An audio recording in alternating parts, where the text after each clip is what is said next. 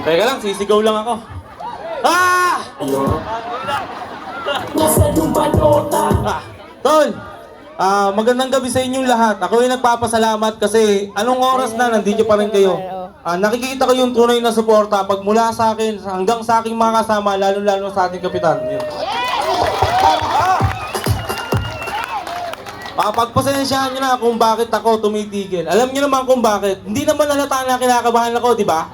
Hindi! Hindi! Magpapasalamat din ako sa kumpare ko. Pare, maraming salamat sa'yo. Hindi na kita ituturing na kalaban. Ituturing na kitang kakampi dahil lagi kang nandito. Sana kung ano yung pagsuporta mo sa akin, ganun din ang pagsuporta mo sa aking kapitan. Ang lalim ng pinagsamahan natin, pati ng ating kapitan. Sana sa sinasabi ko, magising ka na. Baka nakapikit, gisingin ko ba? Pare, maraming salamat. Yun. Ako po ay maswerte at mapalad na isa sa pinagkatiwalaan ng ating kapitan. Kwento ko lang po para sa aking mga kamag-anak dito sa Puro 4. Ang asawa ko po ay si Sarian. Dinala namin sa Kalamba. Dapat iyak. Napaiyak na ako eh. Ayun, ang driver namin si Gabijong. Wala kaming pera. Talagang wala kasi wala kaming hanap buhay nun.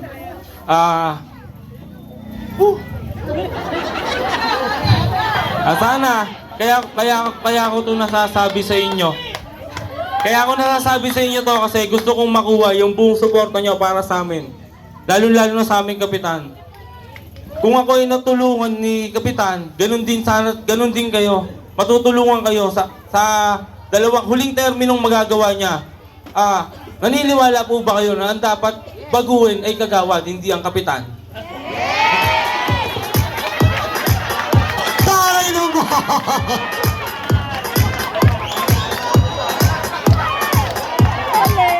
Pasensya na po, hindi po ako naninira. Baka isipin nila naninira ako. Oo, dami naman si Consiel Alton, di ba? Walang pangalan! Di ba, Ayan. Konsihal? Oh. Ayan, hindi ko pa kayo natutulungan, masaya na kayo. Paano pa kaya pag natulungan ko na kayo? Yun, ang nayata nga po pala sa akin ni Kapitan ay health. Yun nga, libreng gamot, meron.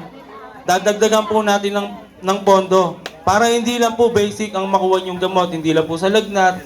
At sana po yung mga ibang gamot na kailangan ng mga senior, ng mga bata, basta ang aking susuportahan simula bata hanggang matanda. Wala po akong pipiliin. Dahil dyan, nagawa na po ni Kapitan yun. Ang iatang ko naman po ay ang oxygen. Ang oxygen na ilaw na ng dikito. libreng mahihiram sa mga may sakit. Parang ikaw ang mag-oxygen.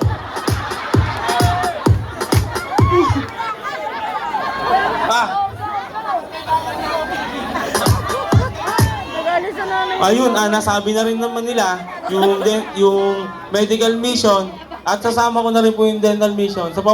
Kaya po, nasasabi ko to, nasa likod po namin si Congressman Ann Matibag.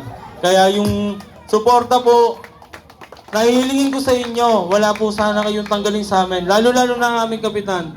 Sana napasaya ko yung gabi nyo. Dito kayo pare. Ayan, ako po, nalimutan ko na ang pangalan. Ako nga po pala si Ronnie Ortega, mas kilala po sa Ronnie Ortega. Maraming salamat po sa lahat ng mga nandito, lalo-lalo na po yung pamilya ko na sumusuporta sa akin kahit anong oras na. Di ko na pahabain to. Maraming salamat sa inyo, Ma'am Cha, sa Taugama, lahat na nandito, maraming salamat. Suportahan nyo, lalo sa iyo, Tol, Acro, Chairman, Toto, Balyete, salamat. Hilingin ko po sa inyo, paulit-ulit, na suportahan nyo po ako, ang aking kasamang hanim, lalo-lalo na si Kapitan. Maraming salamat sa inyo. Ulit po, nasama sa Committee ng Health. For sure, may kasama na po sila Ate Amor. Araw-araw, magbahay-bahay. O, dyan.